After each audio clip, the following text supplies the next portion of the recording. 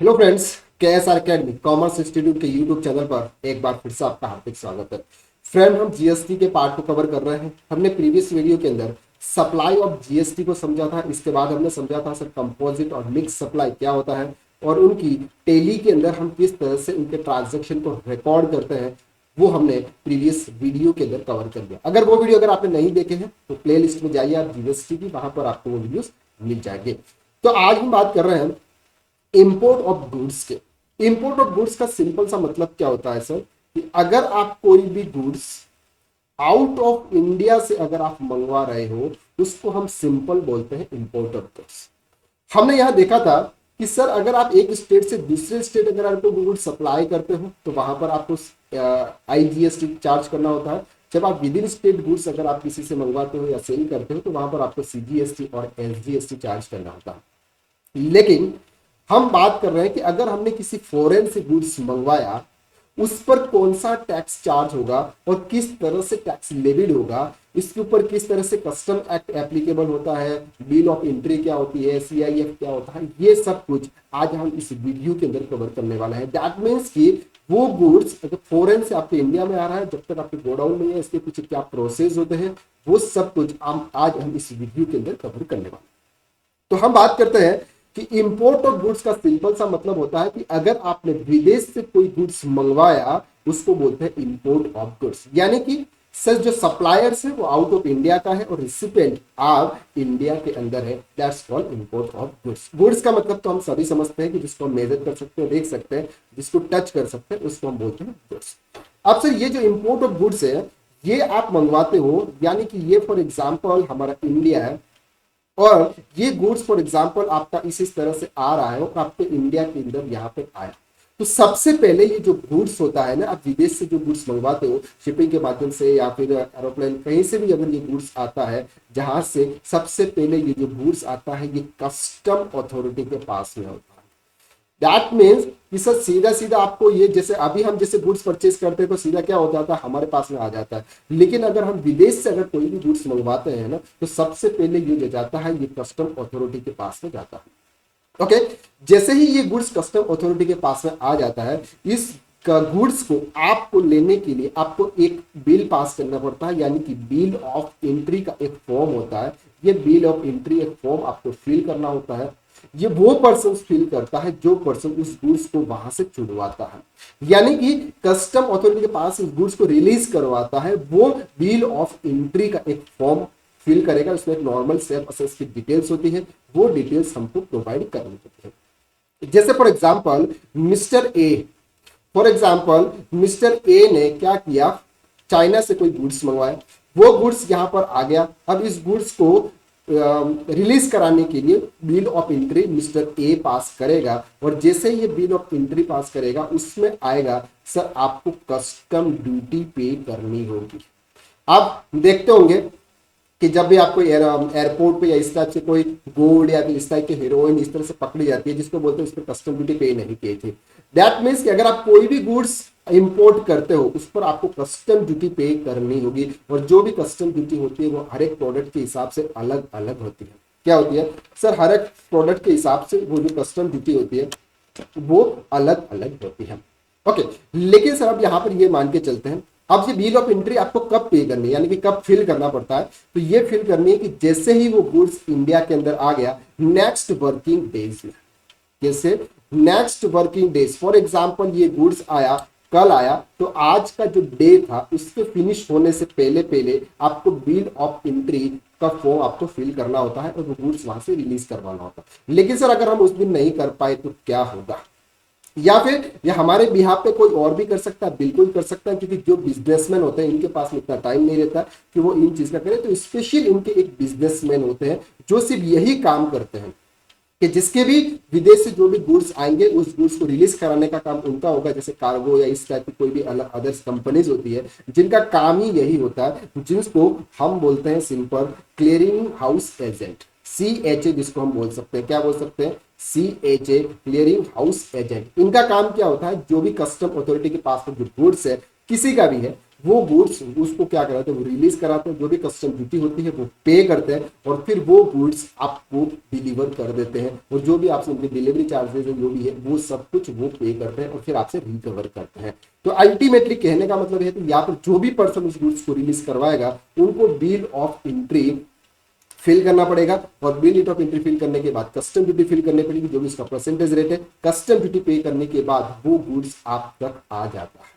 लेकिन सर अब बात कर रहे हैं यहाँ पे कि जैसे फॉर एग्जांपल आप है इंडिया के अंदर, आपका है इंडिया के अंदर, आपका एक क्लाइंट है फॉर एग्जांपल यूएस के अंदर और आपका एक सप्लायर जो है आपका वो है सर चाइना के अंदर। अब हम बात करते हैं कि आपने चाइना से गुड्स मंगवाया, चाइना से गुड्स फॉर एग्जांपल इंडिया में आ गया और इंडिया से फिर आप गुड्स भेज रहे हो यूएस यानी कि यूनाइटेड स्टेट ऑफ अमेरिका, यहां पर आप भेज रहे हो। लेकिन हम ये मान के चलते हैं कि हमने ये बोला चाइना से गुड्स डायरेक्ट यूएस को भेज दो, चाइना से गुड्स डायरेक्ट यूएस को भेजो, इंडिया में वो गुड्स लाओ मत। जब इंडिया के अंदर वो गुड्स आता ही नहीं है तो उस गुड्स पे न तो जीएसटी चार्ज होगा न ही कस्टम ड्यूटी चार्ज।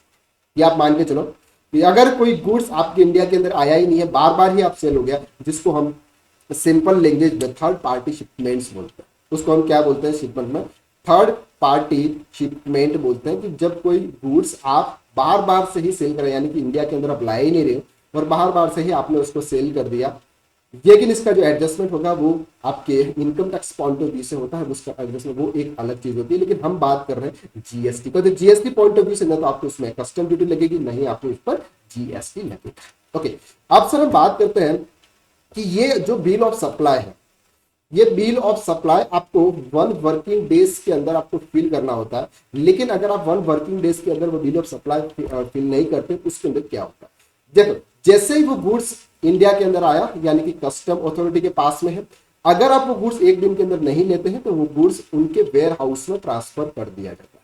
कहां पे ट्रांसफर कर दिया जाता है सर, ये गुड्स उनके वेयर हाउस में ट्रांसफर कर दिया जाता है और आपको उनके साथ में एक बॉन्ड बनाना पड़ता है। क्या बनाना पड़ता है, बॉन्ड बनाना पड़ता है। कैसे बॉन्ड बनाना पड़ता है कि आप उनको एक गारंटी देनी पड़ती है, हम 30 डेज के अंदर अंदर ये गुड्स हम ले जाएंगे उस समय आपको, और जब भी हम ले जाएंगे उस समय हम आपको कस्टम ड्यूटी पे कर देंगे। तो ये बॉन्ड आपको उनके साथ में बनाना होता है। तो विद इन 30 डेज के अंदर अंदर आपको वो गुड्स ले जाना होता है। तो जो भी उनके वेयर हाउस में जो रखने का जो चार्जेस है वो और पेनल्टी है और सब कुछ उनको साथ में पे करना होता है। इसके बाद आप 13 डेज तक वो गुड्स वहां पे रख सकते हो और आफ्टर 30 डेज के बाद में यानी कि पहले पहले आप वो गुड्स वहां से क्या कर सकते हो, रिलीज करवा सकते हो। अब सर बात करते हैं कि जैसे मिस्टर ए ने चाइना से कोई गुड्स मंगवाया, मिस्टर ए ने चाइना से कोई गुड्स मंगवाया था और वो गुड्स अभी भी कस्टम अथॉरिटी के पास में है, वो गुड्स अभी भी कस्टम अथॉरिटी के पास है, उन्होंने एक बॉन्ड साइन किया हुआ और वो गुड्स अभी भी उनके पास में है। लेकिन उन्होंने रिलीज कराने से पहले ही गुजरात की एक पार्टी थी, गुजरात की एक पार्टी मिस्टर बी को उन्होंने ये गुड्स सेल्स कर दिया। अभी गुड्स किसके पास में है, कस्टम अथॉरिटी के पास में, उन्होंने वो गुड्स रिलीज नहीं करवाया। लेकिन ऑन डॉक्यूमेंट उन्होंने क्या कर दिया, ये गुड्स मिस्टर बी को सेल्स कर दिया जो गुजरात की पार्टी।